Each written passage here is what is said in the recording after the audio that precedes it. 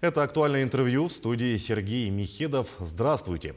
С начала года во всех российских органах власти, госучреждениях и ведомствах стартовала кампания подачи деклараций. Кто должен предоставить данные о доходах и в какие сроки? Гость студии Надежда Сейдалова, заместитель руководителя управления при главе Якутии по профилактике коррупционных и иных правонарушений. Надежда Леонтьевна, здравствуйте. Здравствуйте. Как проходит декларационная кампания? Ну, действительно, в Республике Саха-Якутия с 1 января по 30 апреля началась ежегодная декларационная кампания. Данная кампания проходит в государственных органах Республики Саха-Якутия, в органах местного самоуправления, в государственных и муниципальных учреждениях.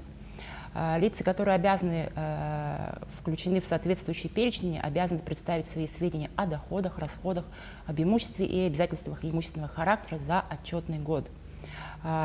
Данные сведения предоставляются в виде справок. Справки предоставляются на себя, на лицо, которое представляет данные сведения, в том числе на свою супругу и супруга и несовершеннолетних детей. Кто должен предоставлять данные справки? Обязанность такая у нас для лиц, замещающих государственные должности, муниципальные должности. К ним относятся это министры, руководители государственных комитетов, главы муниципальных образований, депутаты, это относятся лица, замещающие муниципальные должности, также муниципальные и государственные служащие и руководители государственных и муниципальных учреждений. То есть вот эти все лица представляют сведения по государственным и муниципальным служащим. Хочу отметить, что если данные должности вошли в перечень лиц, которые представляют сведения, которые составляются в каждом органе отдельно, то такие госслужащие, муниципальные служащие представляют свои сведения. Кому предоставляются справки? По государственным и муниципальным служащим данные сведения представляются в кадровые подразделения ведомств и органов, в том числе это касается и руководителей учреждений. И в наше управление представляют лица, замещающие государственные и муниципальные должности, и главы муниципальных образований, депутаты всех уровней, то есть это и районного, городского, поселенческого уровня. Таких лиц у нас на сегодня 5008 лиц, которые представляют данные сведения в наше управление при главе республики по профилактике коррупционных и иных правонарушений. Грозит ли ответственность за несвоевременное предоставление справок? Ответственность, безусловно, есть, как и она у нас называется мера юридической ответственности, то есть это в виде дисциплинарного взыскания, да, и в том числе отстранение, например, от должности, и самое, наверное, грозное это увольнение в связи с утратой доверия. Конечно же, данное взыскание не есть хорошо, да, то есть если чиновник, депутат был уволен в связи с утратой доверия, он автоматически попадает в реестр уволенных лиц, в котором информация будет содержаться в течение 5 лет. Данный реестр ведется на портале Госслужбы Российской Федерации. И все кадровые подразделения, предположим, если лицо было уволено в связи с утратой доверия, соответственно, он попадает в реестр, и если он когда-либо куда-либо захочет попасть, то кадровые службы обязательно должны проверить данное лицо через данный реестр. То есть отсюда вытекают все последствия. То есть в течение 5 лет человек не может занимать какие-то руководящие должности? Да, то есть это не есть хорошо. То есть в случае, если декларант не уложился в срок или предоставил недостоверные сведения, ему грозит увольнение? Да, отчасти одно из таких взысканий имеется. Да. А есть ли какие-либо исключения, может, послабления, которые допускают законодательство относительно предоставления справок о доходах, о расходах, об имуществе и обязательных имущественного характера?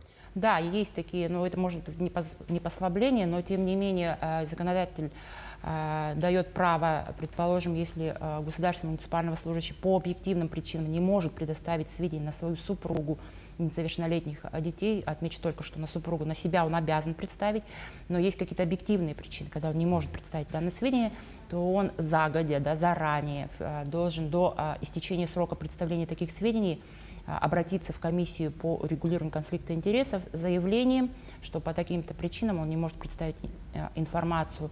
Только с разрешения данной комиссии такой служащий может не представлять сведения на супругу или своих несовершеннолетних детей.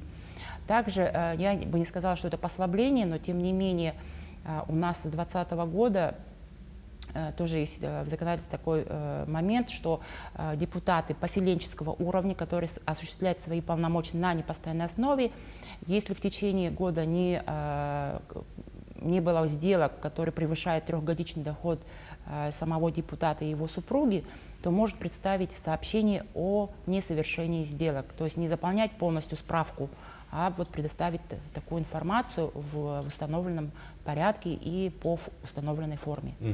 Предлагаю провести небольшое сравнение. Да? Можем ли мы сравнить, да, например, несколько лет назад, лет 5 назад, да, люди подавали тоже такие же справки, подают сейчас, стали ли люди более дисциплинированными?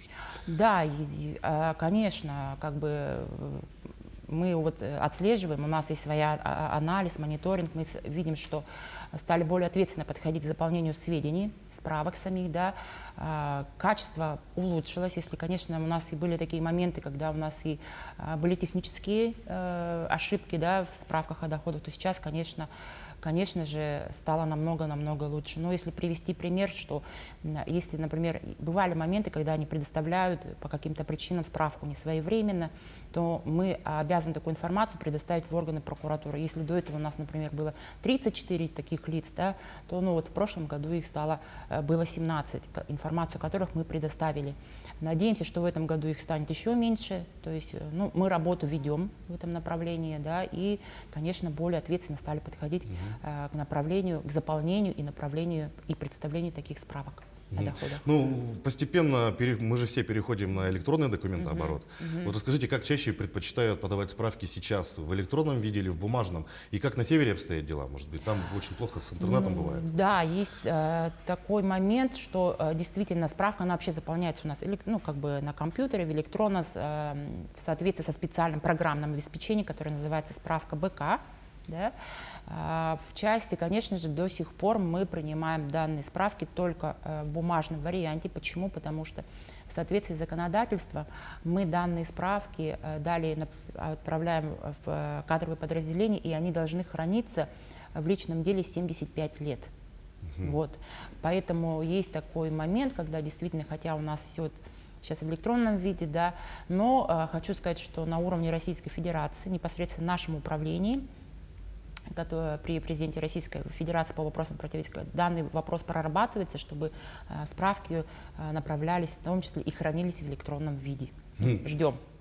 А почему документы хранятся 75 лет? С чем связано такое требование? Ну, это вопрос, наверное, больше к законодателю, потому что личное дело, оно далее потом через 75 лет хранится, 75 хранится в кадровом подразделении, далее направляется в архив. Законодатель вот так вот пока на сегодняшний момент. Такие требования. Такие требования, такие правила. Какие можете выделить основные нарушения при заполнении справок о доходах? Ну, нарушения, есть моменты технические, какие-то вот неправильно заполнят, да, но, конечно, еще раз скажу, что их стало намного меньше, и, забывают сейчас, вот буквально последние 2 года у нас в соответствии с указом президента Российской Федерации меры поддержки осуществляются как семьям с детьми, да, пенсионерам. Вот эти вот выплаты забывают прописывать, да, далее забывают пособия, которые выдаются, те же алименты, да, прописывают, например, забывают о них, или единовременное пособие при рождении ребенка, предположим, да. Если это мужчина, то лицо мужского пола, да, конечно, забывает, что супруга получала, и супруга забыла. Но такие моменты есть, когда забывают пособие прописывать на детей, да, или записывать не в ту справку, потому что получателем является родитель, а не совершеннолетний ребенок.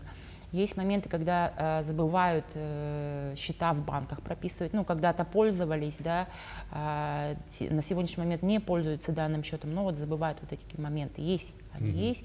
Бывает также у нас недвижимость, которой пользуются. У нас есть такой раздел, недвижимость, которая находится в пользовании, забывают тоже. Есть, но их стало меньше.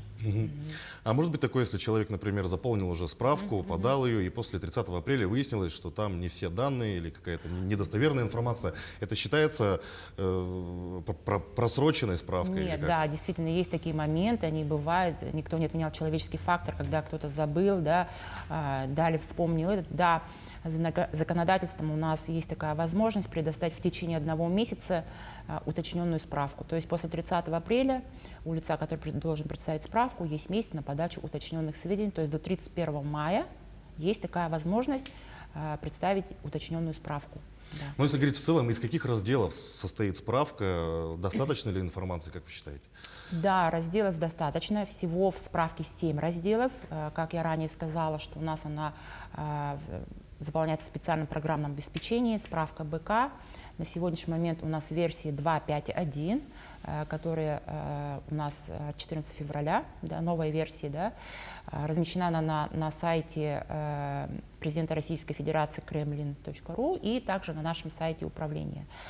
7 разделов. С июля прошлого года появился новый подраздел касаемо цифровой валюты. Ну, достаточно. То есть там информация о доходах есть, информация о недвижимости, информация о счетах в банках и информация о обязательствах имущественного характера, то есть о всех кредитах более 500 тысяч. С течением времени, насколько меняется справка? Может быть, появились какие-то новые разделы в последние годы? Ну вот я и сказала, что Да. вот уже опережая ваш вопрос, уже сказала о том, что у нас действительно появился с июля прошлого года новый подраздел касаемо цифровых валют. Ну и какой можете дать совет по правильному заполнению таких справок? Ну, совет, конечно же, у нас ежегодно Министерством труда Российской Федерации выпускаются методические рекомендации по заполнению таких справок. Они ежегодные. Министерство труда — это уполномоченный орган, который как раз и уполномочен давать разъяснения, выпускать такие методические рекомендации. Обращаться именно к этим методическим рекомендациям, то есть перед заполнением справки у вас должна быть перед собой методическая рекомендация Министерства труда, взять все выписки, справки в банках, справки 2 НДФЛ, обращаться обязательно к личному кабинету налогоплательщика, да, и не задерживать с предоставлением данных справок как в кадровое подразделение, так и в наше управление, сдать все в срок. Да, с одной стороны, не торопясь заполнить справку, и, говорю еще раз, вовремя уложиться, а так вот к методическим рекомендациям обращаться всем советую. Надежда Леонтьевна, спасибо, что нашли время, пришли к нам, ответили на наши вопросы. Желаем вам дальнейших успехов в работе. Спасибо. Ну, я напомню, вы смотрели актуальное интервью. Оставайтесь на нашем канале.